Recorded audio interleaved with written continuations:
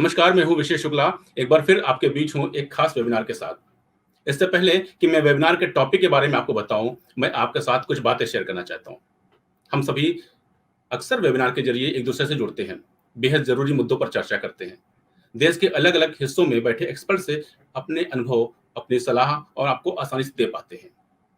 आप भी देश और दुनिया के किसी भी कोने में बैठकर अपने मोबाइल, लैपटॉप, डेस्कटॉप या अन्य डिवाइस से हमसे जुड़ जाते हैं। कभी सोचा कि ये सब कैसे संभव हुआ? क्या आज से 20 साल पहले ऐसा सोच पाना भी संभव था?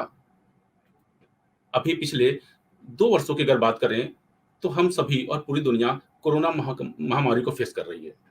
बच्चे 2 साल से स्कूल नहीं जा पा रहे हैं, लेकिन ऑनलाइन स्टडी के कारण देश के लाखों बच्चों का एकेडमिक ईयर खराब होने से बच गया। उनकी स्टडी जारी है। पूरी दुनिया ने लॉकडाउन को फेस किया। सब कुछ बंद था, लेकिन वर्क फ्रॉम होम और ऑनलाइन कल्चर ने पूरी विश्व की एक बड़ी इंडस्ट्री को बचा लिया। कभी सोचा ये सब कैसे हुआ? जी हाँ, यह सब संभव हुआ टेक्नोलॉजी के कारण। इस टेक्नोलॉजी ने आज हमारे प्रेजेंट को बचाया है, और अगर हम इस टेक्नोलॉजी को साथ लेकर चलते हैं, इस दिशा में और भी डेवलपमेंट करते हैं, तो हमारा भविष्य भी उज्जवल होगा। हमारा आज का टॉपिक भी यही है। हमारे खास webinar cracking career code thinking beyond 2025 में आज हम बात करेंगे emerging technologies in future career पर, यानी आने वाले वर्षों में कैसी होगी जॉब, करियर में टेक्नोलॉजी का क्या रोल होगा, कैसे स्टूडेंट इस जॉब के लिए खुद को तैयार कर सकेंगे। इन्हीं पर चर्चा करने के लिए और नई जनरेशन को करियर की नई राह दिखाने के लिए आज हमारे बीच मौजूद हैं 3 खास मेहमान। पहले हम उनसे आपका परिचय कराते हैं। हमारे साथ मौजूद हैं डॉक्टर संगीता मेहता जी। आप सीनियर डायरेक्टर हैं एसवीआर ग्लोबल इंजीनियरिंग सॉल्यूशंस में। मैम, आपका स्वागत है। Thank you. हमारे नेक्स्ट एक्सपर्ट हैं मिस्टर अयप्पा दास जी। आप अमृता स्कूल ऑफ इंजीनियरिंग में मैकेनिकल इंजीनियरिंग डिपार्टमेंट में प्रोफेसर हैं। सर, आपका भी स्वागत है। हमारे तीसरे एक्सपर्ट हैं आलोक दीक्षित जी।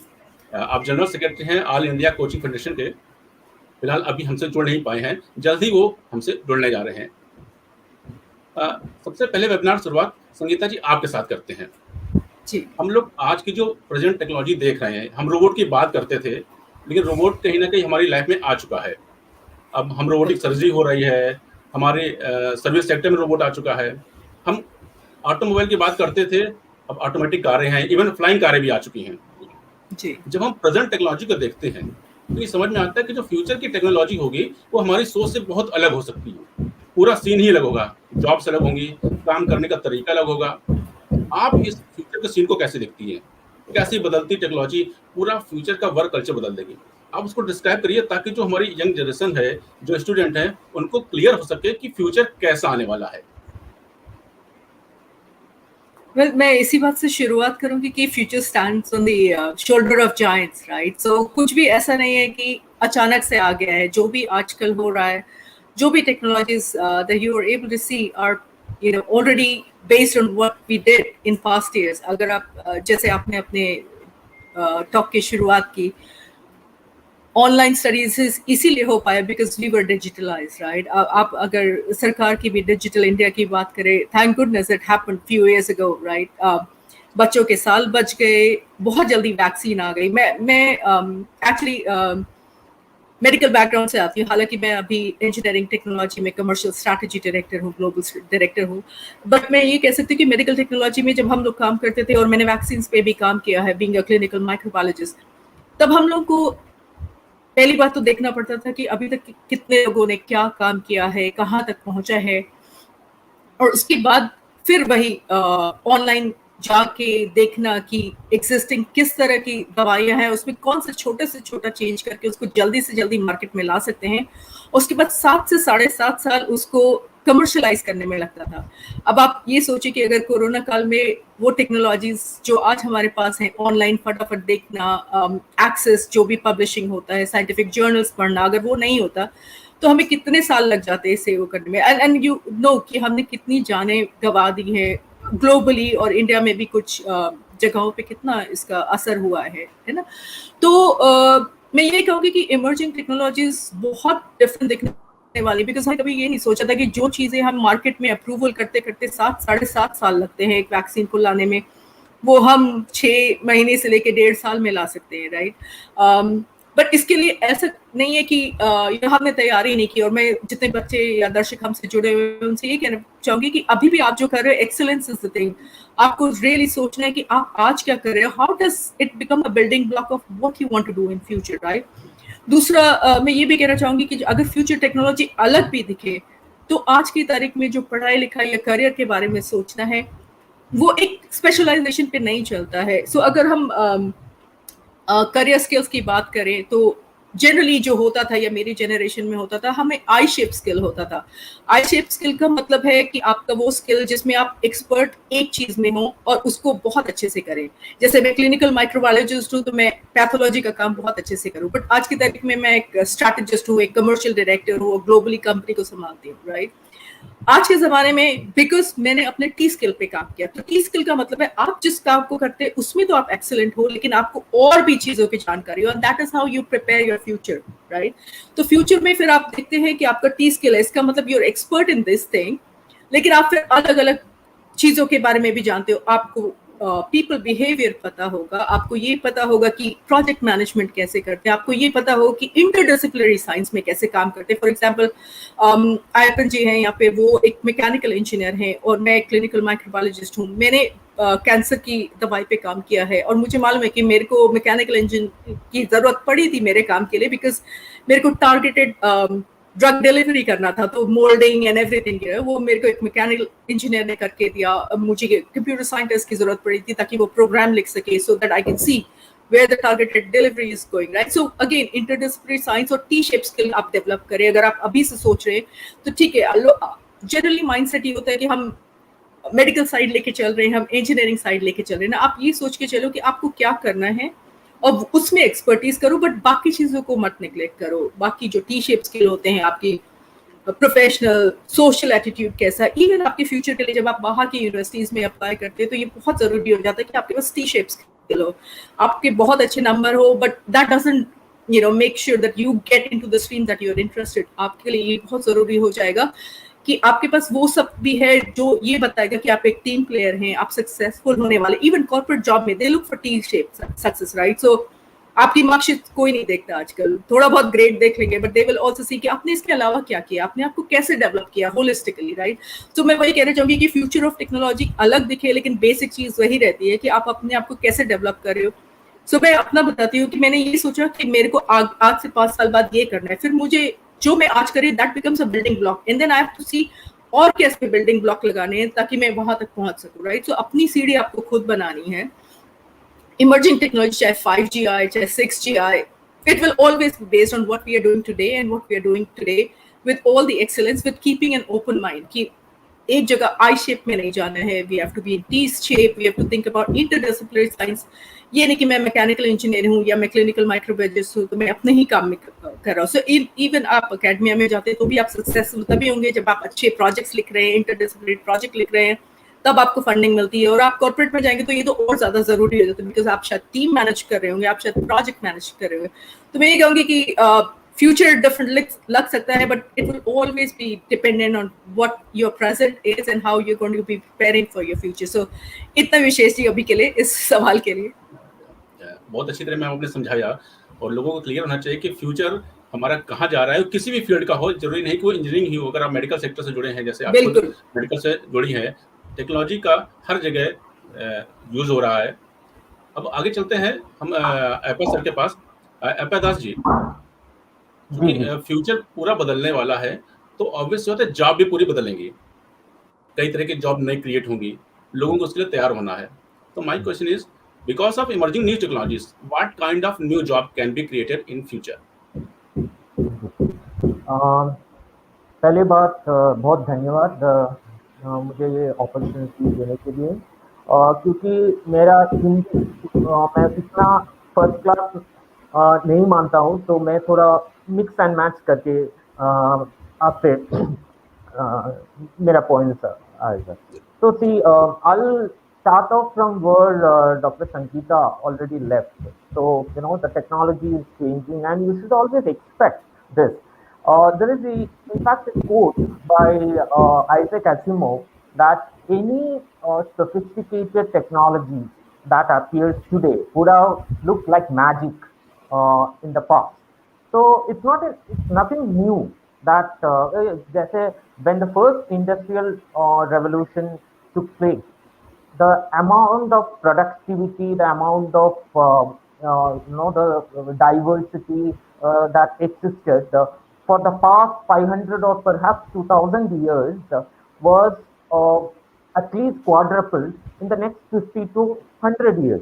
Now this cycle is going on और आगे भी होगा, बस उसका टाइम थोड़ा घटता जा रहा है. अब 20 साल में जितना चेंज हुआ है उससे ज्यादा चेंज होने वाला है अगले 10 साल में. So I'll just quote one interesting report by Future. There's a consortium made by many companies including Dell to think about the future. So the report says that 85% of the jobs that will be that will be available in 2030 have not even been invented today. The term is not even invented. आप सोचना तो दूर की बात है, अभी 2 या 3 साल में भी ये जॉब आपको कहीं भी होराइजन में नजर नहीं आएगा. तो what can you expect? The only thing is that's where I want to continue from where Dr. Sangeeta left. तो हम इसके लिए क्या कर सकते हैं? एक तो बहुत सही बताया कि you need that kind of a T-shaped development. So you cannot be just a specialist. You might be a specialist and still get a very good job. Then you should be the top 5 percentile or top 10 percentile in your field. मतलब अगर 100 लोग हैं आपके field में तो आपका number rank 1 से 10 के बीच में होना चाहिए. Then you might get a guaranteed job. For the rest of the people, your jobs are going to be as an engineer. You might even you need even legal skills, understanding of word technology or law कहाँ पे merge होता है. As an engineer, even currently I am working on a project, a paper which involves coding and it is dealing with some aspects of sociology. And I am a mechanical engineer who is doing this. तो ये बात आपको ध्यान में रखना पड़ेगा. और now coming to the job, what are the kind of expected jobs? तो एक चीज तो जरूर होगा कि it's already going to be highly automated and mechanized. So robots, we already know that robotics is an upcoming area. अब जो large number of semi-skilled jobs will be completely taken by the robots. So obviously that is also a matter of concern क्योंकि इतने लोगों को फिर job कहाँ मिलेगा. So reskilling is very important here. और there will be some niche jobs also created through that mechanism. Yes. For instance, you need a person to manage between robot and human beings. So that is a new kind of job which is not even existent today. लेकिन ऐसा एक job भी create होगा. You already know about drones, right? अब आपको drone pilot की जरूरत पड़ेगा. Amazon has already during the lockdowns they have done in US and Australia, they have deployed drones for delivery of products. So that is already there. In India, ये थोड़ा और challenging होगा, given our geography, how densely our cities are populated. So ये एक और interesting job. The key being that you cannot just be fixated or stuck at a single skill. You will have to be, you should have a repertoire of different skills. If you are a mechanical engineer, you should be knowing programming. You should be knowing some other aspects of maybe even art. Now, I'm very glad that Government of India has taken cognizance of this part, and the new education policy specifically deals with this. That now you can take up a course and design your own course. So you can take up a course from art, but of course not all universities will be that equipped. So that is where the reputation, the infrastructure, etc. will matter. But having said that, इतना तो जरूर होगा कि this multi disciplinary and even transdisciplinary skills will be important, और आपको इनके लिए prepare, you have to be prepared for this process. There will be things like gig economy, which is upcoming. वो as we go on maybe will introduce. तो अभी के लिए तो बस इतना ही. Thank you. Thank you Padas ji, आपने बहुत अच्छा बताया कि हम ड्रोन टेक्नोलॉजी पर कैसे हमें आगे काम करना होगा, रोबोटिक टेक्नोलॉजी में काम करना होगा. ऑब्वियस बात है. अब अगला जो सवाल है, हमारे साथ आलोक दीक्षित जी जुड़ चुके हैं. आलोक जी, आपसे सवाल है, आप चूंकि बच्चों को पढ़ाते रहे हैं, उनको इंजीनियरिंग के लिए, मेडिकल के लिए तैयार करते रहे हैं, तो पहला सवाल आपसे ये है कि जो स्टूडेंट्स इंजीनियरिंग में अपना करियर बनाना चाह रहे हैं, उसकी तैयारी कर रहे हैं, उनको फ्यूचर जॉब के लिए कैसे तैयार होना पड़ेगा? क्या स्किल्स उनको अपने अंदर डेवलप करने होंगे? क्योंकि ये आप भी मानते होंगे कि सिर्फ सिलेबस पढ़ने से, किताबें पढ़ने से वो एक अच्छे इंजीनियर नहीं बन सकते हैं. तो आपको क्या लगता है किस तरह की स्किल्स उनको डेवलप करने होंगे? क्या तैयारी होगी बच्चों की? थैंक यू विशेष. सबसे पहली बात तो हमें ये समझना होगा कि आज के डेट का जो मार्केट सिनेरियो चेंज हुआ है, जैसा कि जॉब्स की जो पोजीशन है, ये माइक्रोसॉफ्ट ने सबसे पहले चेंज लाया था कि डिग्रीज पे बिलीव करना बंद किया. जो स्किल्ड लोग हैं उनको प्रेफरेंस देना चालू किया. आज की डेट में हम देख रहे हैं अपने यहाँ रिलायंस पूरा इसी पे काम कर रहा है. टाटा और IBM जैसी बड़ी बड़ी कंपनियां भी जो है स्किल्ड लोगों को हायर करने को प्रेफर कर रही है, ना कि डिग्री होल्डर्स को. तो आज की डेट में जो हमारा स्टूडेंट है, उनका जो फोकस होना चाहिए वो कहीं ना कहीं क्रिटिकल थिंकिंग स्किल्स पे, टेक सेवी उनको होना चाहिए, जिससे कि वो एडॉप्टिव लर्निंग बेस पे चल सके. जब चाहे जैसा वर्टिकल आए, स्ट्रेट लाइन पाथ पे ना मूव करके, जब उनको लगे कि हाँ मुझे और भी चीजें सीखनी है, तो इमीडिएट वो सीख सके. साथ में उनकी सॉफ्ट स्किल्स होनी चाहिए, जिससे उनका कम्युनिकेशन अच्छा हो, कोलैबोरेशन अच्छे से कर सके. जब तक अपने आप को अच्छे से एक्सप्रेस नहीं कर पाएंगे, डिसीजन लेने की पावर नहीं आएगी, तब तक उनको अब अच्छी जॉब नहीं आने वाली. जॉब्स जो है, जब कंप्यूटर आया तो हमें याद है कि वो टाइम भी ऐसा था जब कहा अब तो कंप्यूटर आ गया है, अब तो जो है लोगों को जॉब्स नहीं मिलेंगी. लेकिन ऐसा नहीं, जॉब में कमी आई, बट जो स्किल्ड थे, जो टेक सेवी थे, जो टेक्नोलॉजी को पसंद करते थे, तो उनके लिए जॉब्स की आज भी कोई कमी नहीं रही. अब ये जो पैंडेमिक आया, पैंडेमिक ने एक, हम ये कहेंगे कि पूरा का पूरा जो मार्केट का सिनेरियो है, जो सोचने का तरीका है, उसी को चेंज कर दिया है. तो अब हमें उसी के तरीके अपने आप को अडॉप्ट करना पड़ेगा. हमें क्रिटिकल थिंकिंग अपने सिलेबस में इंक्लूड करना पड़ेगा. हमें ऐसे स्टूडेंट को टीच करना चाहिए जिससे उनके अंदर क्रिटिकल थिंकिंग एबिलिटी डेवलप हो, एडॉप्टिव लर्निंग हो, साथ में उनकी सॉफ्ट स्किल्स हो सके. और जो हमारा इंजीनियरिंग का जो सिलेबस है या अदर जो भी सिलेबस हैं, उसमें कहीं ना कहीं मुझे लगता है टेक्नोलॉजी को अब प्रेफरेंस देना चाहिए, और ये हर सेमेस्टर में हो. ऐसा नहीं है, पहले के समय होता क्या था, मैकेनिकल इंजीनियर उसको एक अच्छा पैकेज मिल जाता था. आज के समय में वो चीज नहीं है. मैकेनिकल इंजीनियर को अच्छा पैकेज नहीं मिलता है, या कोई माइक्रोबायोलॉजिस्ट है, अगर उसको अच्छी केमिस्ट्री नहीं आती है तो बहुत अच्छा नहीं कर सकता है. तो उसे एक से ज्यादा डायमेंशन में तो वर्क करना पड़ेगा, वर्टिकल उसके एक से ज्यादा हो जाएंगे. इसलिए अब आज के समय में स्टूडेंट के लिए सिलेबस को भी चेंज करने की जरूरत है.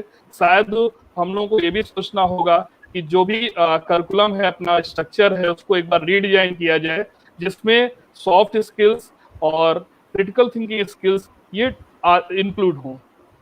जी विशेष. थैंक यू आलोक जी, बहुत अच्छी तरह आपने समझाया कि जॉब की कमी नहीं होगी, बस आपके अंदर स्किल होना चाहिए. अगर आप अपने अंदर स्किल डेवलप करेंगे तो आप जॉब कर लेंगे. वो कंप्यूटर का आपने एग्जांपल भी दिया कि कंप्यूटर आने से किसी को कोई नुकसान नहीं हुआ. संगीता जी, आपके पास आते हैं. हम लोग अभी 4G टेक्नोलॉजी में जी रहे हैं. शायद उसी का ये रिजल्ट है पॉजिटिव कि हम इस समय भी आराम से वेबिनार कर रहे हैं, ऑनलाइन एजुकेशन कर रहे हैं. लेकिन बहुत ही जल्दी इसमें भी चेंज आने वाला है. हो सकता है 5G हमारी जिंदगी का बहुत जल्दी हिस्सा बन जाए.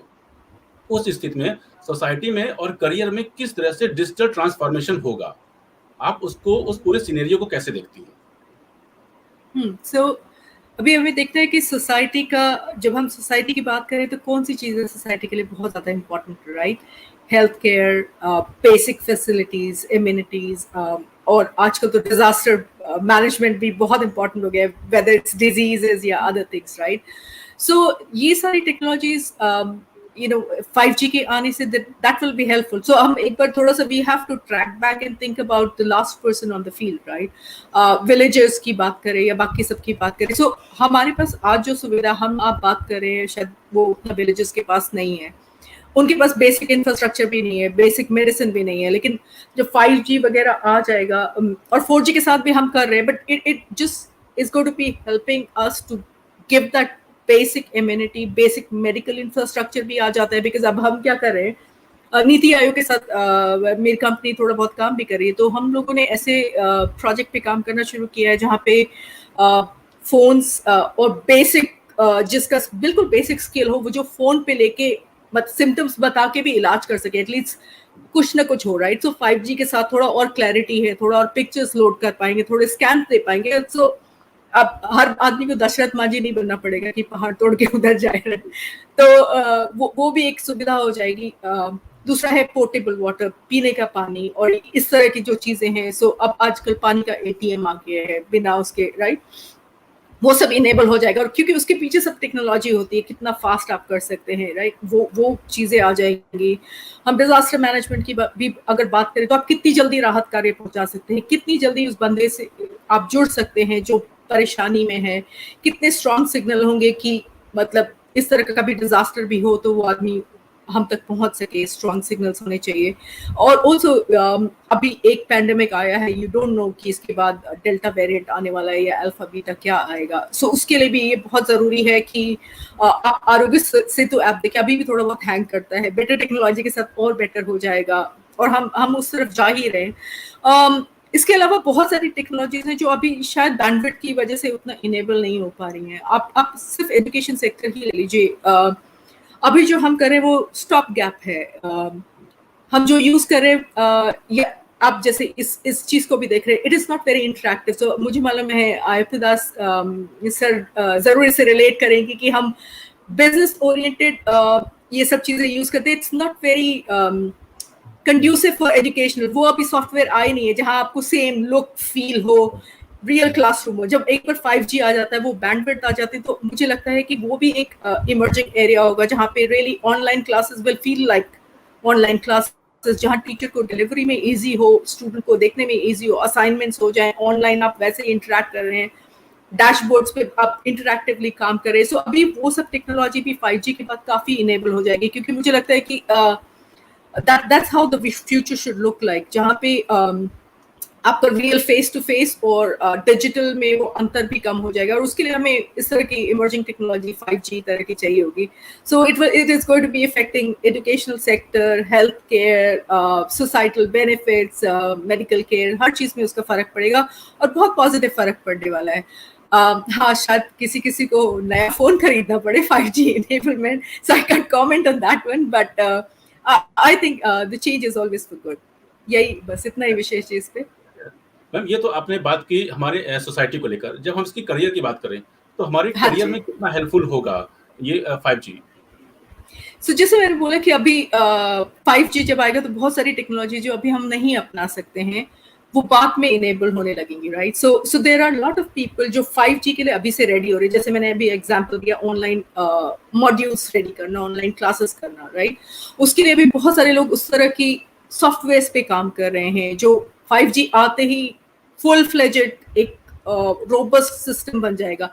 सेम मेडिकल फील्ड में भी बहुत सारी चीजें अभी हम नहीं कर सकते। आप देख रहे होंगे बहुत सारे आप हॉस्पिटल में डॉक्टर्स के अपॉइंटमेंट लेते हैं, ऑनलाइन वो आपको कंसल्टेशन करते हैं, बट अभी भी 5G नहीं है तो उतना रिपोर्ट सब कुछ ऑनलाइन उस तरह का नहीं हो पा रहा है। सो ऑलरेडी वो जॉब्स क्रिएट हो चुके हैं, ऐसा नहीं कि 5G आएगा फिर क्रिएट होगा। Already people are working on those technologies, right? So jobs जो आएंगे वो 5G बेस्ड नहीं होंगे। These technologies are ever going to be changing, right? So आप अपना ये नहीं सेट कर सकते आप कल कैसा लगने वाला। मैं स्ट्रैटेजी में काम करती हूँ तो मुझे मालूम है कि कल का पता नहीं, but you have to think about आज से 10 साल बाद शायद ऐसा लगेगा, राइट? और वो ऐसा लगेगा तो फिर उसके लिए आज की तरह से क्या बिल्डिंग स्टेप्स है, राइट? सो जैसे हम अपने फ्यूचर के बारे में सोचते, आज से 10 साल बाद मुझे एक मकान चाहिए, एक नौकरी चाहिए, अच्छा वो चाहिए तो उसके लिए क्या चाहिए, मुझे एक ये एजुकेशन चाहिए होगी, इस तरह के इन्वेस्टमेंट चाहिए, राइट? सो वही टेक्नोलॉजी में भी होगा। अगर 5G आने वाला है तो वो 5G इनेबल्ड टेक्नोलॉजीज क्या होंगी, चाहे वो मेडिसिन में हो, चाहे करियर में हो। अगर 5G आप जा रहे हो आप क्या बिजनेस एनालिस्ट बनना चाहते हो, क्योंकि अब बिजनेस एनालिस्ट या मेडिकल एनालिस्ट बनना बहुत इजी होगा। क्या आप हेल्थ केयर टेलीमेडिसिन में जाना चाहते हो, क्या आप इंजीनियरिंग में भी that kind of support you want to provide, आप प्रोडक्ट मैनेजमेंट में जाना चाहते हो, नए प्रोडक्ट डेवलप करना चाहते हो, राइट। सो वही है कि आज वो जॉब 5G के बाद क्रिएट नहीं होंगे, वो ऑलरेडी क्रिएट हो चुके हैं और लोग उसकी तरफ काम कर रहे हैं ताकि जब वो टेक्नोलॉजी आए तो उसका वो पूरा फायदा उठा सके। बिल्कुल सही आपने कहा, 5G सिर्फ एक बेस होगा नई टेक्नोलॉजी को डेवलप करने के लिए। शायद यहाँ पर अयप्पा दास सर की बात बिल्कुल सही होती है कि अभी हमने बहुत से ऐसे इन्वेंशन है जो हमने सोचे ही नहीं, जो होने हैं, शायद वो 5G के आने के बाद वो इन्वेंशन होंगे। अयप्पा सर, आपसे सवाल, जो ये टेक्नोलॉजी डिजिटल टेक्नोलॉजी आई है, टेक्नोलॉजी का जो फ्यूचर बताया जा रहा है, उसके लिए हमें बेस्ट इंजीनियर तैयार करने होंगे, तो वो कितना चैलेंजिंग होगा एजुकेशन सेक्टर के लिए, और एजुकेशन का पूरा सीन क्या होगा? क्या पूरा एजुकेशन सेक्टर चेंज हो जाएगा? कितना तैयार है हमारा एजुकेशन सिस्टम उस चीज के लिए? बहुत सही सवाल किया है आपने, और ये शायद मैंने इसके बाद भी आपसे ये मेंशन भी किया था कि the new education policy in many ways has taken cognizance of the requirements of future.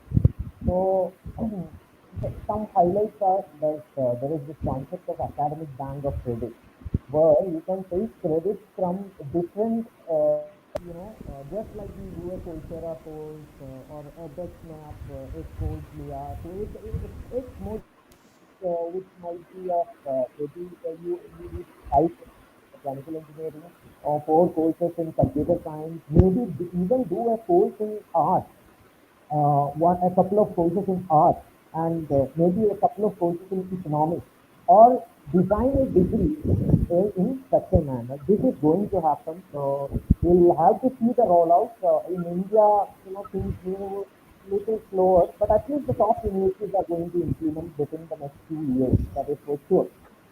हमारा यूनिवर्सिटी में तो अभी से इसका डिस्कशन और तैयारियां हो रही है, so that's good.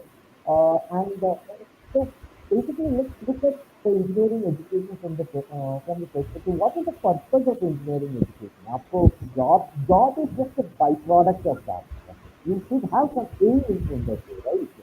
So आपको technocrat create करना है, like the core aim of engineering education. You also create, of course, ethical and honest individuals and also competent technocrats. So what is this technocrat of future? Technocrat of future will not be the same as the technocrat today. So that was already discussed in the first session. Future कितना different होगा. So now our challenge is to bring in this multiple skill sets into every student.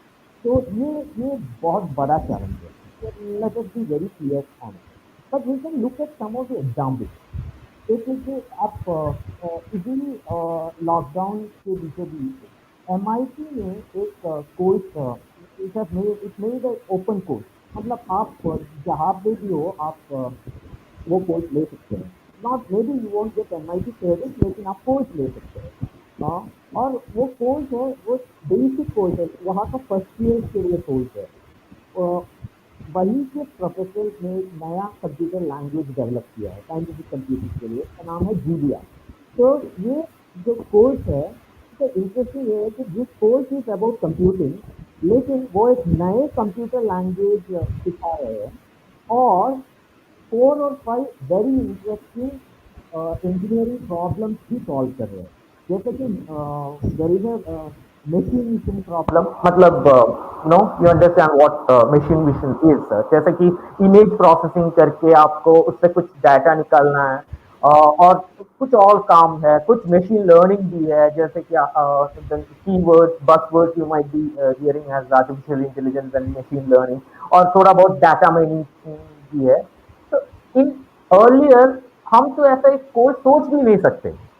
First of all it's a course on computing, वो एक नए language, nobody has even tried, it's a very powerful language by the way, और वो भी open to all.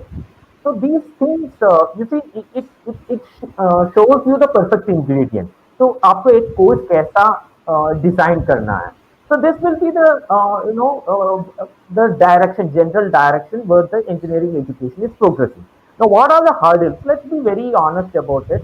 India में infrastructure तो एकदम it's a big challenge, especially if you go to say tier 3 cities or I'm not even talking about villages. Tier 3 cities the kind of general infrastructure is very poor. We will have to make massive improvements in that. We have to train our teachers better. ये is a much more important requirement.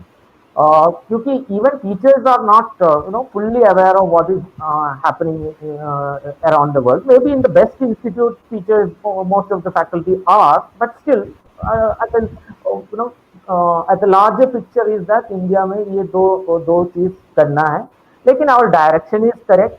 So that much we are confident when we read the policy description. The direction is very much correct.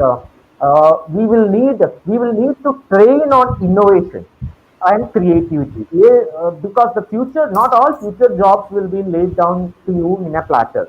आपको as our economy grows, our engineers should also be job creators.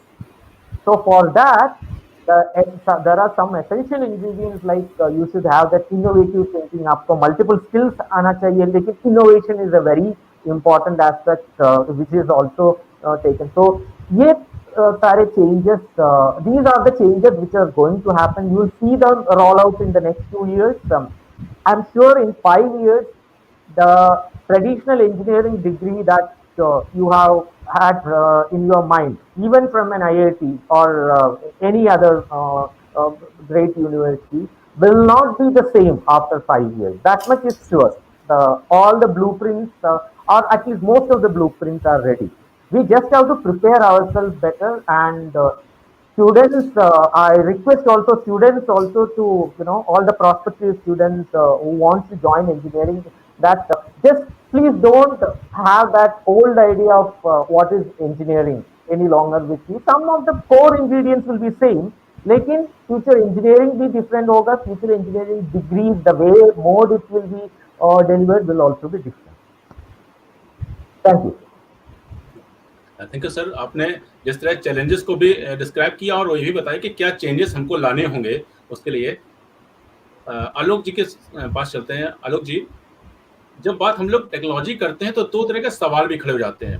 पहला, सबसे पहले mind में आता है कि जब future में जॉब सारी ऑटोमेटेड होंगी तो मैन पावर की जरूरत कम होगी, जॉब्स में कमी आएगी. हालांकि ये पहले भी साबित हो गया है कि ऐसा कुछ हुआ नहीं. जब कंप्यूटर आया तब भी लोग कहते थे कि जॉब्स में कमी आएगी, लेकिन जॉब्स में कमी नहीं आई. दूसरा सवाल ये भी आता है कि जब भविष्य में नई तरह की जॉब डेवलप होंगी तो सिर्फ वही लोग जॉब कर पाएंगे जो खुद को बदलती टेक्नोलॉजी के साथ अपडेट करेंगे.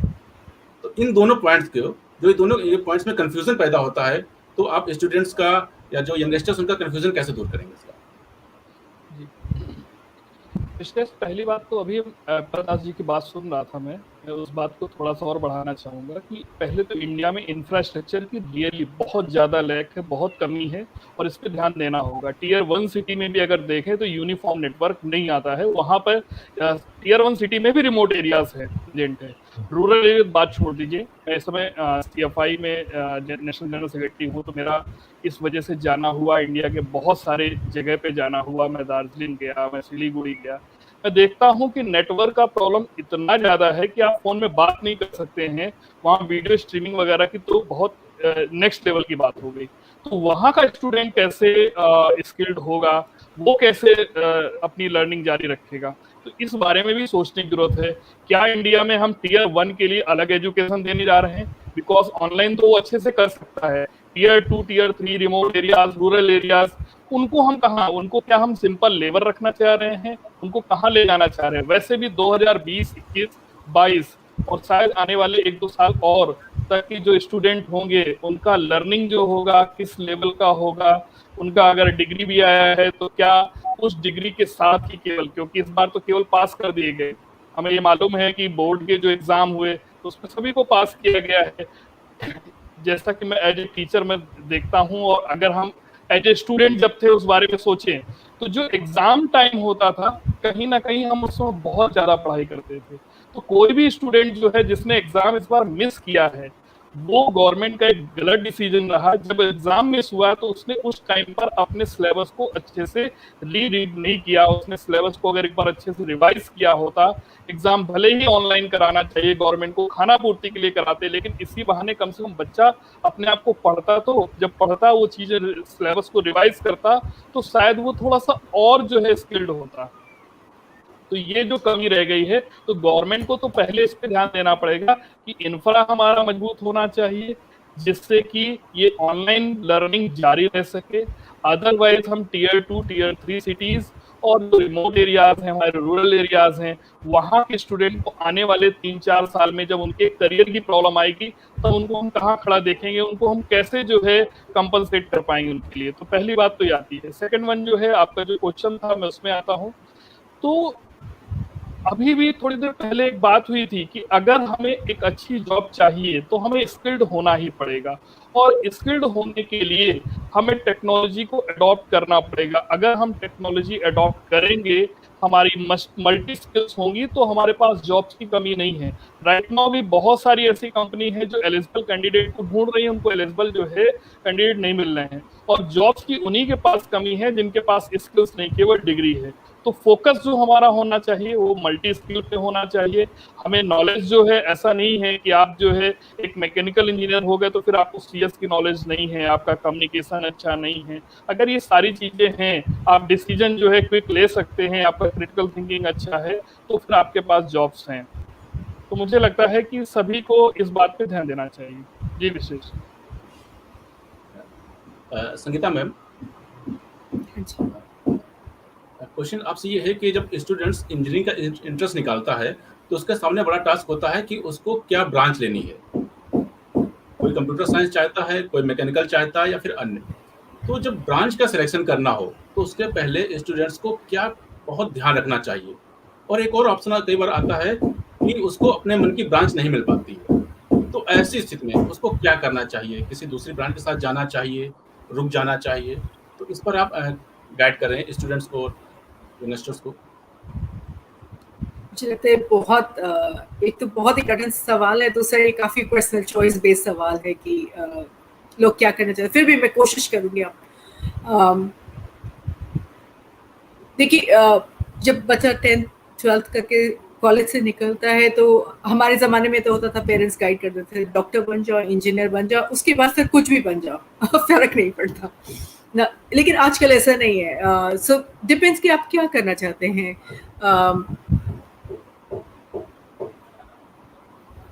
इंजीनियर, डॉक्टर, ये सब डिग्रीज है ना। जॉब अलग होता है। जॉब होता है कि मैं अपना करियर, एक होता है जॉब, फिर एक होता है करियर बनाना। जॉब है कि आपको ये तनख्वाह मिल रही है, आप 9 से 5 जा रहे हैं। एक होता है करियर, जहाँ पे आप धीरे धीरे धीरे धीरे ग्रो करके अपनी एक अलग से पहचान बनाते हैं, आपकी खुद की ब्रांड वैल्यू आती है, राइट। तो हमारे पेरेंट्स, और तब वो जमाना भी नहीं था, पेरेंट्स उतना ध्यान भी नहीं देते थे बच्चों की तरफ, राइट। तो लेकिन अभी हमारे पास जैसे जैसे हम आज बात कर रहे हैं या 4 लोगों के बीच में भी बात होती है करियर डेवलपमेंट की, तो आपको अपने करियर के बारे में सोचना है, not don't look at job, right. Because आप तभी सक्सेसफुल होगे जब आपको पता है कि आप करना क्या चाहते हो लाइफ में। You have to be passionate. Doctor बनना भी इतना आसान नहीं है, बिकॉज आप जब जाते हो वहाँ, वो अगर आपके अंदर पैशन नहीं हो, वो आप रात भर जाग के सेवा नहीं कर सकते हैं। If you can not face death and birth together, blood and everything. बहुत सारे, मैं बता रही हूँ 40% ने बाहर से पढ़ा है, तो मुझे मालूम 40% लोग तो ऐसे निकल जाते हैं बिकॉज वो सोच के आते हैं कि हम डॉक्टर बन जाएंगे, ईजी होगा, लेकिन उनके लिए सेकेंड ईयर निकालना भी बहुत मुश्किल हो गया। और सिमिलर इंजीनियरिंग में भी आप देखो, वो इंजीनियरिंग कोर्स लेते हैं, उसके बाद फिर वो बीएससी में कन्वर्ट करने की कोशिश करते हैं। सो इट्स नॉट अबाउट कि आप जॉब लेके सोचा, आप करियर कि आप क्या करना चाहते हो। आप सोसाइटल किसी तरह का सोसाइटल जॉब करना चाहते हो, या टेक्नोलॉजिकल जॉब करना चाहते हो, या आप मेडिकल जॉब करना चाहते हो, या आप एकेडमिक का जॉब करना चाहते हो, राइट। सो ये 4-5 करियर की स्ट्रीम है। उसके बाद फिर आप सोचना शुरू करके, ठीक है, अगर इसमें करना है, अगर आपको टेक्नोलॉजी में करना है तो किस तरह की, आप इमर्जिंग टेक्नोलॉजी में करना चाहते हो, या आप टेक्नोलॉजी फॉर सोसाइटी बेनिफिट करना चाहते हो, या फिर आप टेक्नोलॉजी डेवलपमेंट करना चाहते हो, या कोई प्रोडक्ट इनोवेशन करना चाहते हो, है ना। फिर वो जब आपने सोची तो फिर आपको ये देखना है कि आप किस तरह का इनोवेशन करना चाहते हो। आप डिजिटल इनोवेशन की तरफ जाना चाहते हो, मैकेनिकल जाना चाहते हो, या सुंदर बिल्डिंग बनाना चाहते हो, सिविल इंजीनियरिंग करना चाहते हो, you want to give it right. फिर वहां से आपका फिर शुरू होता है कि आपको क्या करना है। And then if you are lucky you will also get the branch that you need, but उसके लिए मेहनत बहुत जरूरी है। अगर आपको ब्रांच नहीं भी मिलती है तो भी ये जो आपने इतनी थिंकिंग की है उसमें आपको पता है कि एक ही रास्ता नहीं है वहां तक पहुंचने का, है ना। जरूरी नहीं है कि अगर आपको एक बहुत अच्छा प्रोडक्ट बनाना है तो आपको एक मैकेनिकल इंजीनियर ही होना है। आप एक प्रोग्राम मैनेजर हो सकते हैं, राइट, बिकॉज आपको मिनिमम वायबल प्रोडक्ट बनाना होता है, उसमें प्रोजेक्ट मैनेजर हेल्प करता है एक मैकेनिकल इंजीनियर की। सो यू नो आपका कभी भी वो करियर खराब नहीं जाता है। हाँ, आप अगर ये सोचे कि मेरे को एक एक्सपर्ट बनना है, एकेडमिक में जाना है, वो एक बहुत जरूरी होता है कि भाई मुझे मैकेनिकल इंजीनियरिंग पढ़ाना है, देन यू शुड स्टॉप कि भाई अगली बार देखे फिर मैकेनिकल इंजीनियरिंग ही बना लीजिए, राइट, एकेडमिक में जाने के लिए। बिकॉज अभी भी अनफॉर्चुनेटली एकेडमिक हमारा ऐसा है कि हमारी वैकेंसीज भी ऐसे निकलती हैं, assistant professor in a mechanical department, और आपको वो डिग्रीज चाहिए हो। बट अगर आप बाहर देखो तो बाहर ऐसे नहीं होता है। मैं जहाँ पढ़ाती थी मेरी डिग्री अलग थी, मैं पढ़ाती कुछ और थी, है ना। बाहर वो नहीं है। लेकिन लाइक अयप्पा सर ने कहा कि अभी new education policy, this is the first step, क्योंकि अभी पहली बार बाहर आई है, this is the first year that we are seeing, but धीरे धीरे वो स्टेप्स लिए जा रहे हैं। India is too big of a country. अगर हम ये सोचे सरकार ये नहीं कर रही, वो नहीं करी, at least I am very thankful कि हम राइट दिशा की ओर जा रहे हैं। It takes time, it's a very heavy engine to move, right, बहुत टाइम लगता है इतना हैवी इंजन को मूव करने के लिए। तो वही है कि जा तो हम सही डायरेक्शन में रहे हैं, बट अब ये है कि बच्चों को भी थोड़ा सा हमारी जनरेशन से आगे बढ़ के सोचना पड़ेगा कि डॉक्टर, इंजीनियर और सीए बनने से ही कुछ नहीं होगा। You have to think about your career, आप किस चीज में पैशनेट हो, बिकॉज आगे का सक्सेस देखना है। आप मैकेनिकल इंजीनियर भी बन गए, उसके बाद भी तो आपको जॉब ढूंढना पड़ेगा, राइट। तो आपका अगर वो पैशन नहीं है तो आपको वो जॉब भी नहीं मिलेगा। बिकॉज अगर मैं इंटरव्यू करती हूँ 100 लोगों का एक महीने में, तो मुझे मालूम है कि मैं 10 मिनट के अंदर मुझे पता लग जाता है कि आदमी को जॉब चाहिए या करियर चाहिए, राइट। तो वो अगर वो पैशन लेके शुरू से आप शुरू करें तो आपको लगेगा कि बहुत सारे रास्ते हैं उस जगह पहुंचने के लिए जहां आप पहुंचना चाहते हो। लेकिन आप ये सोचो कि मैं ये रास्ता लेता हूँ, देखता हूँ किधर पहुंचता हूँ, तो वो अलग सोच है जो कि हमारे जमाने में हो। चलो मतलब मैकेनिकल इंजीनियर कर लेते, फिर देखते हैं कि आईबीएम में जाएंगे, या फिर हम केपीएमजी में कंसल्टिंग कर लेंगे या फिर हम आईआईटी में प्रोफेसर बन जाएंगे, राइट। तो वो तो फिर वो स्ट्रगल तो बाद में शुरू होती है। लेकिन आप अभी से अगर करियर लगा के सोचोगे कि आपको क्या करना है, आप किस चीज में पैशनेट हो, फिर आपको कई तरीके मिल जाएंगे। आपको मनपसंद ब्रांच मिलती है, बहुत अच्छी बात है। अगर नहीं भी मिलता तो भी आपको पता होगा तरीका कि आप वो जो चीज आप करना चाहते हैं वहां कैसे पहुंचेंगे। बहुत अच्छी बात, आपने सिर्फ 2 वर्ड में सबको समझाया है, जॉब और करियर। जॉब तो सब लोग कर लेते हैं, लेकिन करियर के लिए आपके अंदर पैशन होना चाहिए, और पैशन ही आपको पहचान बनाएगी, वो आपकी ब्रांड वैल्यू डेवलप करेगी। अयप्पा दास सर, किसी भी इंजीनियर को या प्रोफेशनल को बनाने के सबसे बड़ा रोल होता है एक कॉलेज का।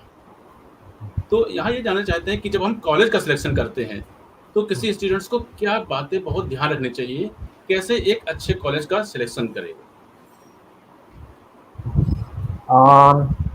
विशेष की ये तो मुझे लगता है might be one question that all your student viewers were rooting for. आपका chat box में भी ये सब questions आते रहते होंगे। So I'll try to give वैसे तो इसमें there is no hard and fast rule, और ऐसे हम ये नहीं कह सकते कि follow this algorithm and you will reach the best college. तो ऐसा कुछ नहीं है, लेकिन फिर भी there are some very sensible guidelines which you can follow. एक बात मान लीजिए ये कि while the next 4 years what you do and where you do it, where you learn is going to define let's say at least 20,000 hours of your life afterwards. Yeah. Assuming that you are going to stay around for 20 years in career, and then maybe take a retirement. At least 20,000 I'm talking about. The upper limit might be, you could passionate people usually never quit in any area.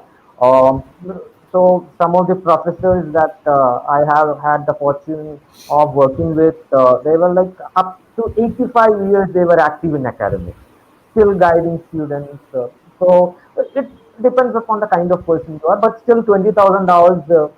So that's a key route. So this 20,000 hours, if you want to spend it productively with some peace of mind, so that you get what you wanted from life, the other things in life, um, these 4 years, how are you going to make that decision?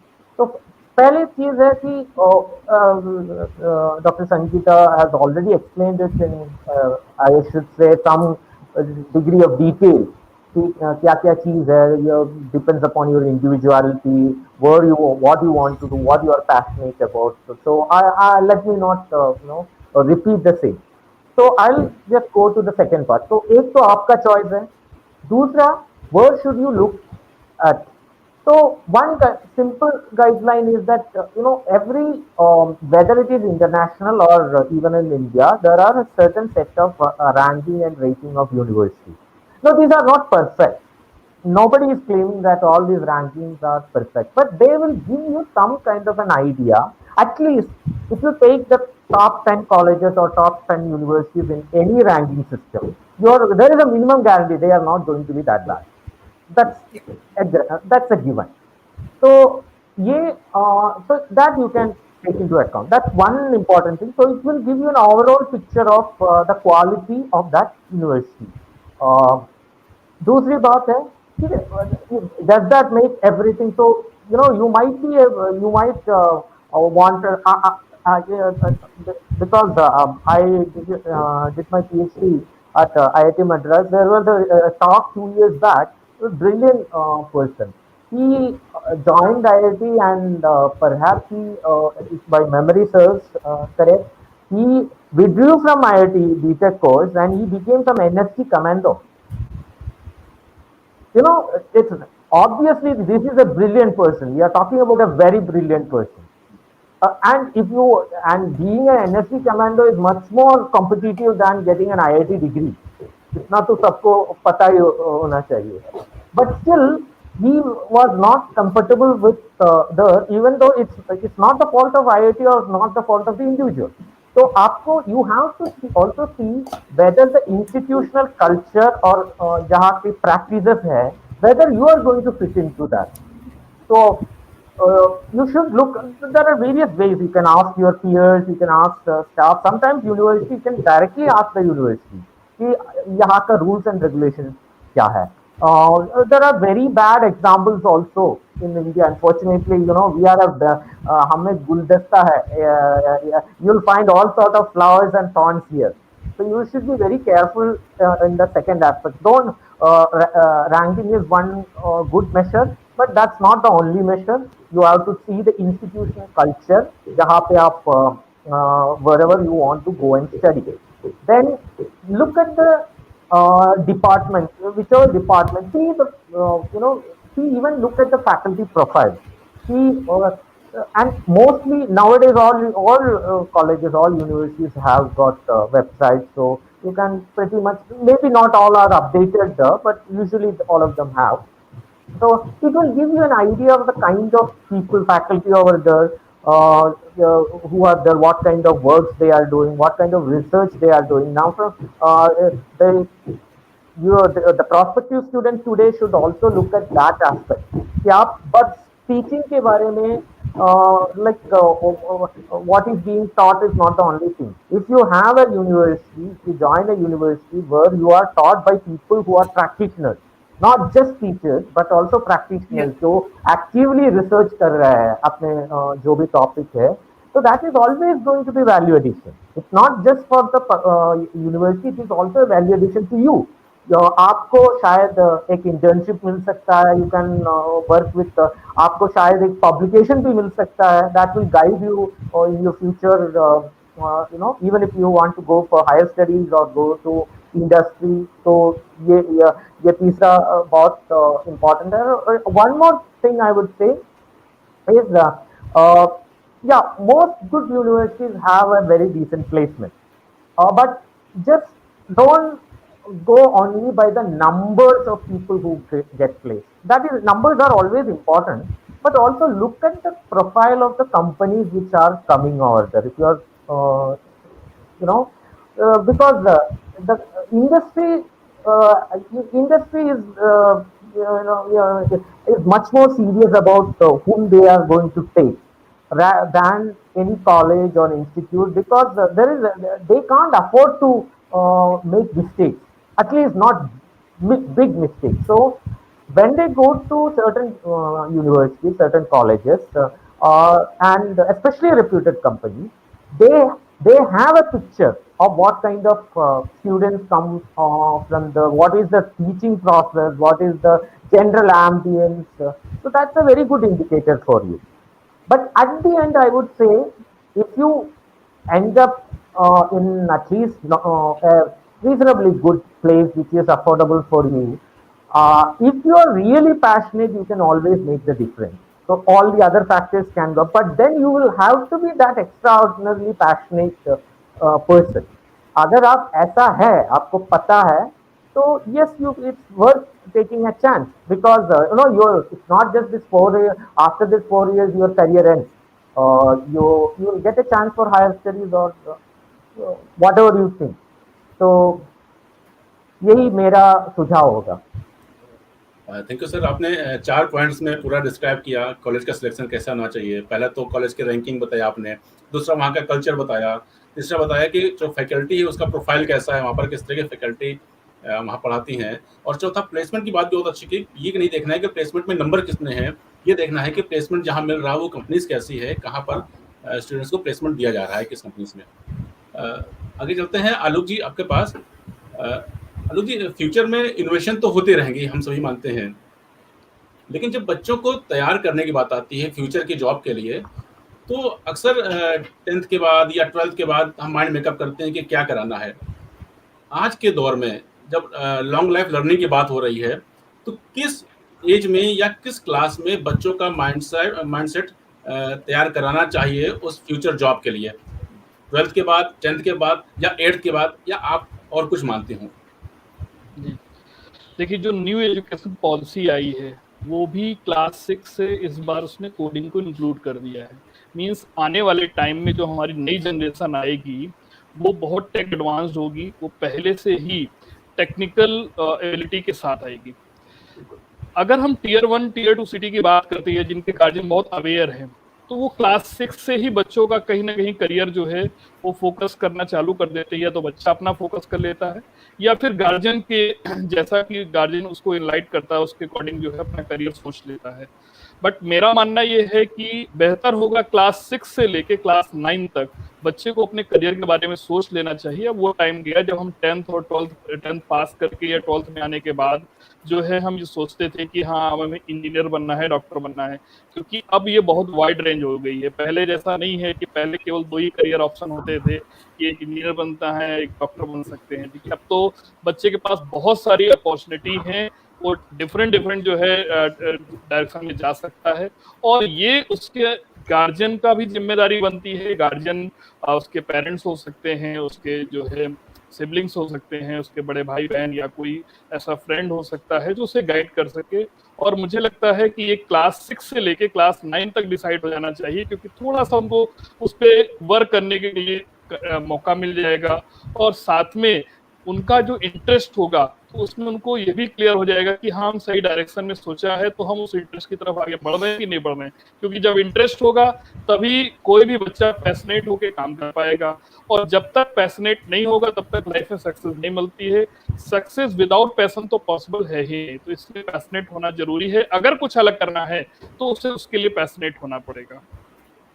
जी बिल्कुल, आपने सही बताया कि parents की भी जिम्मेदारी बनती है कि जब बच्चे क्लास 6 में आ जाएं तो कहीं ना कहीं उनको समझना होगा कि इसका पैशन क्या है, इसका इंटरेस्ट क्या है, उसी हिसाब से उसको तैयार कराना होगा। क्योंकि 12 तक आते आते वो काफ़ी कुछ सीख चुका होगा और जिस फील्ड में वो अपना करियर बनाना चाहता है उसके लिए तैयार हो चुका होगा। संगीता मैम, आपके पास इंजीनियरिंग सेक्टर में जो बदलाव हो रहे हैं, लेकिन रिपोर्ट में ये भी कहा गया है कि इंडिया में इंजीनियरिंग स्टूडेंट्स में एम्प्लॉयबिलिटी की काफ़ी कमी है। उन्हें उनकी काबिलियत के हिसाब से जॉब नहीं मिलती है, या फिर कई बार ऐसा होता है कि जॉब होती है लेकिन उस काबिल इंजीनियर नहीं मिलते हैं। ये दोनों चीजें देखने को मिलती हैं।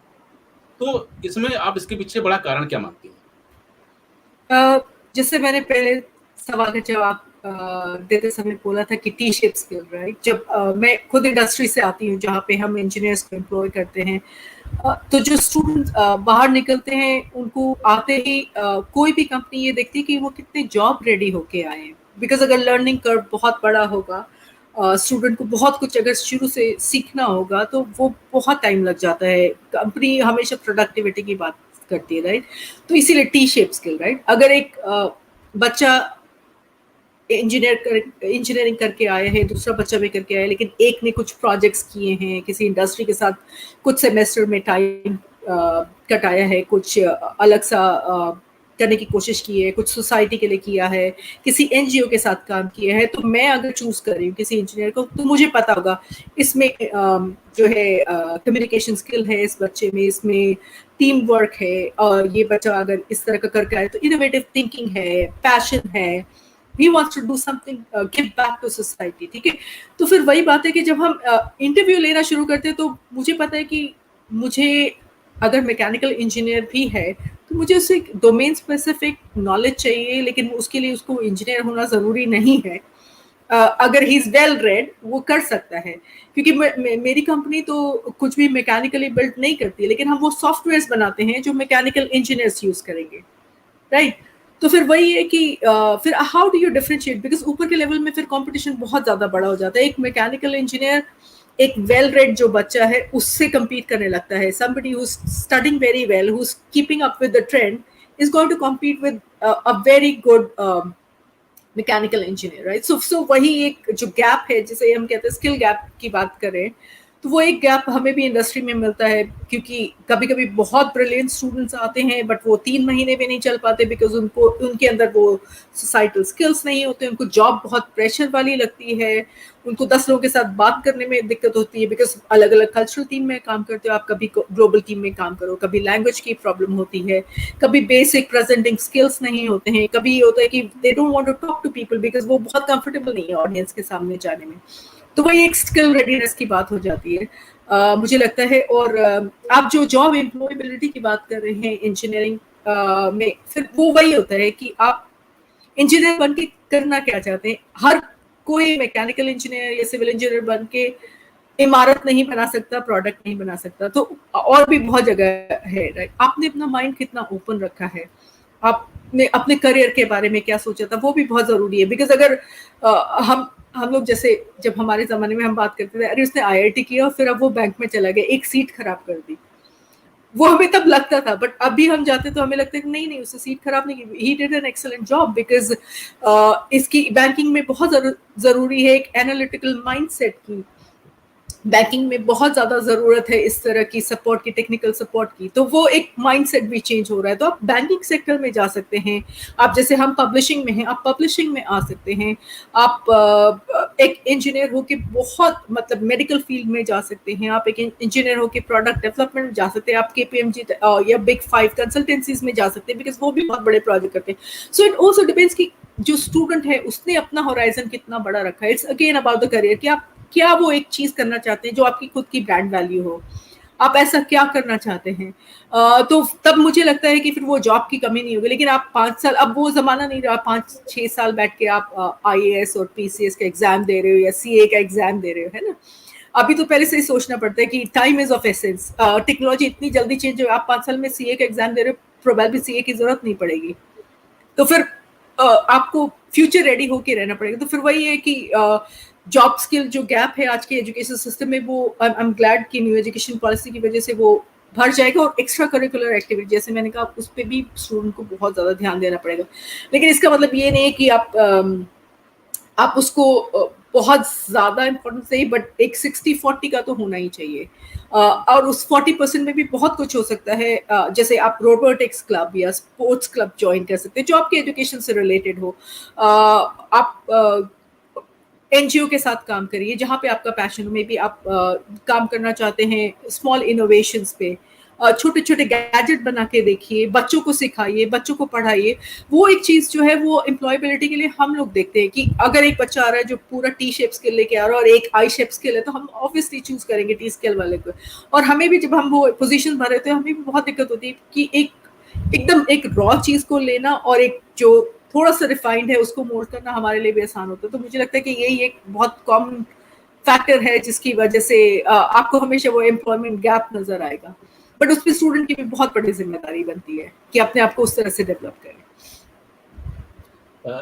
इसी पे आगे अगर बात करें तो जो टेक्नोलॉजी है, एपदा सर हम आपको बता रहे हैं, जो टेक्नोलॉजी है इसने कई चीज़ों में चेंज किया है, लेकिन जो हमारा यूथ है, यंगस्टर है, उसके माइंडसेट में क्या है, वो सिर्फ जॉब ही नहीं करना चाहता है। कई बार वो क्या करता है, अपना स्टार्टअप शुरू करना चाहता है। वो चाहता है कि वो जॉब देना शुरू करें, जॉब मांगना नहीं। तो ऐसी स्थिति में क्या टेक्नोलॉजी का इंडस्ट्री में कोई बहुत बड़ा रोल हो रहा है? क्या ये हमारे उन यूथ के लिए भी बहुत हेल्पफुल होगी जो स्टार्टअप शुरू करना चाहते हैं अपना?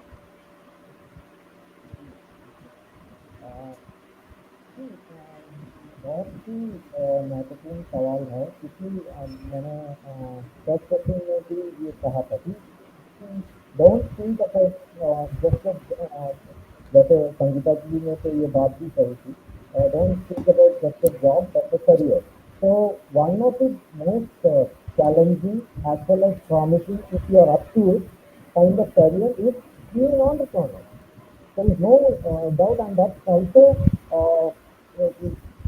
of course, it won't be a very easy and smooth road. It will be a bumpy road. You'll have to face ups and downs every now and then. You should be emotionally strong. You should have quite a lot of skills that are skills other than your core skills that will be essential. लेकिन फिर भी बात करें entrepreneurship की, कि the education now, from now onwards, at least according to the NEP, is laying a huge emphasis on developing the entrepreneurial skill of students. So, जो नई technology है, so how are they helping the entrepreneurs? First thing. तो ये है कि the startup environment in India has picked up. At least in अगर आप Tier 1 cities like Delhi, Mumbai, Bangalore या Chennai में देखिए, तो there is a strong startup culture. So these startup culture and the basis of the startup culture are the youngsters who come out of engineering colleges or maybe even other arts and science colleges, and who have that energy. So they must what they should have, and they should obviously have some quality, whereas they should also be more important than their own core skills are this the kind of a 360 view of things, which cannot be overemphasized. क्योंकि सिर्फ technology ही काफी नहीं है to be a successful entrepreneur. You might have the best idea in the world, but you might be very poor with marketing it. So you should have a 360 view, and some of it can be cultivated to a large extent. The second thing is you must be aware of all the technologies. It must be also the need to be at the right place cannot be overemphasized. अगर आप, if you are thought that okay, this is the career that I want to take, I want to be an entrepreneur, I want to be a job provider for maybe who knows maybe 10 people to start with, but you might end up giving jobs to 100 people, or perhaps more. So if you are doing that, you should be at the right place. One, you should have the right, you should cultivate the right skill set too. Yeah, and then you should also be keep an eye on what is going around you. Now, I'll just add another point which I mentioned in the first step. So the future job scenario itself is going to be very different. You you can expect something called the gig economy in maybe 5 or 10 years down the lane. And the difference is that everything, you might not be a full-time employer or a full-time employed person. That doesn't mean that you will be unemployed. So आपका ये skill कहाँ पे, किस company के किस project के लिए काम आएगा, वहीं पे एम्प्लॉय होगा. So you will be shifting like a freelancer. what is a freelancer now will be a much more organized sort of thing in the future. So ये gig economy की भी आपको सोचना पड़ेगा, क्योंकि the nature of the companies itself are changing. So as someone from the teaching field and also who is mentoring students on the entrepreneurship and related activities, this would be my advice. That please focus on this. Alok ji, last question है इस session का आपसे कि global level पर technology जिस तरह बदल रही है, कोर्स का कैरिकुलम भी उसी तरह बदल रहा है, लेकिन हमारे यहाँ जब प्रॉब्लम क्या है कि हम अभी भी ट्रेडिशनल तरीका अपना रहे हैं पढ़ाई का, फिर चाहे इंजीनियरिंग की बात क्यों ना हो। तो आपको क्या लगता है कि कितने तैयार हैं हम फ्यूचर एम्प्लॉयबल इंजीनियर के लिए, और कितना बदलाव के लिए तैयार है हमारा एजुकेशन सिस्टम? देखिए, अभी भी हम वर्ल्ड में बहुत सारे इंजीनियर्स दे रखे हैं। हमारा जो परसेंटेज है वर्ल्ड में, वो परसेंटेज शेयर बहुत बड़ा है। और हमारी जो नई एजुकेशन पॉलिसी आई है, या फिर जो टीचर्स ने अपने आप को अडॉप्ट किया है इस पैंडेमिक टाइम पे, तो आने वाले टाइम में मुझे लगता है कि जो लर्निंग है वो स्किल्ड हो जाएगी, और हम आने वाले टाइम में भी वर्ल्ड को उसी तरीके से अपना और भी ज़्यादा शेयर देंगे। हमारी क्वांटिटी और क्वालिटी इंजीनियर्स की और भी ज़्यादा अच्छी होगी। इसके लिए जैसे मैं एक सिंपल सी बात करता हूँ कि आईआईटी का जो बच्चा जब तैयारी करता है, तो फिजिक्स का एक क्वेश्चन जैसे पूछा जाता है, तो उसमें इलेक्ट्रोमैग्नेटिज्म का क्वेश्चन है, बट उसमें मैकेनिक्स का भी यूज होता है। मीन्स अगर उसको मैकेनिक्स नहीं क्लियर है तो इलेक्ट्रोमैग्नेटिज्म अच्छे से पढ़ने के बाद भी उस क्वेश्चन को क्रैक नहीं कर सकता। कई बार ऐसा क्वेश्चन पूछा जाता है जो ऑर्गेनिक का क्वेश्चन होता है, लेकिन उसमें फिजिकल केमिस्ट्री का यूज है। तो अगर बच्चे को ये सारी चीजें क्लियर नहीं है तो बहुत अच्छा नहीं कर सकता है। मीन्स एक टाइम पर बच्चे को एक से ज्यादा सब्जेक्ट या एक से ज्यादा स्किल्स को यूटिलाइज करना आना चाहिए। तो बस इसी पे फोकस करना है। और ये जो स्ट्रेटजी है बच्चे की, वो कहीं ना कहीं क्रिटिकल थिंकिंग स्किल्स अगर उसके अंदर आती है, साथ में उसको अपने को एक्सप्रेस करने की सॉफ्ट स्किल्स आ जाती हैं, तो मुझे लगता है कि वो अच्छा कर पाएगा। थैंक यू सभी पैनलिस्ट को, आपने बहुत अच्छी जानकारी दी। और अपने व्यूवर्स भी कहना चाहूँगा कि आज के वेबिनार में हमारे सभी एक्सपर्ट ने भविष्य की जॉब का सारा सिनेरियो बता दिया। उनसे हमारी नई जनरेशन यूथ को काफ़ी कुछ क्लियर हो गया होगा। हमारे एक्सपर्ट्स ने ना सिर्फ उन्हें नई मंजिल बताई है, बल्कि उस मंजिल को पाने के लिए रास्ता भी जो तय करना है वो भी बताया है। निश्चित ही अपने भविष्य को सफल बनाने के लिए प्लानिंग हमें अपने प्रेजेंट में ही करनी होगी। तो आप अपने सारी कन्फ्यूजन को छोड़िए, अपना गोल सेट करिए, अपना फ्यूचर सेट करिए, और फिर अपनी तैयारी शुरू कर दीजिए। आज के वेबिनार में बस इतना ही। फिर मिलते हैं नेक्स्ट वेबिनार में नए टॉपिक के साथ। तब तक के लिए नमस्कार।